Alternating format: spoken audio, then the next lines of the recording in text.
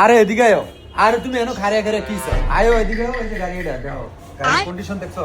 আরে গাড়ি একদম 100 তোমার আব্বা আমার ভালো বন্ধু। তোমার আব্বাই কইছে তুমি আইলে গাড়িটা দেয়া আইতাম।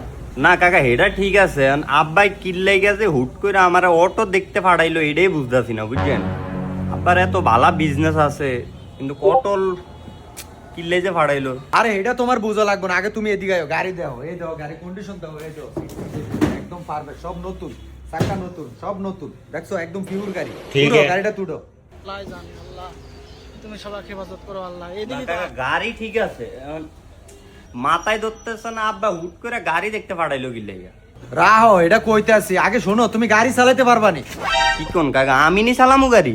তোমার আব্বা তো হেডেই কইলো তুমি এসএসসি পরীক্ষাতে নাকি ফেল করছো, হেলিগে কইছে তোমারে গাড়িটা দিতাম তুমি চালাইবা।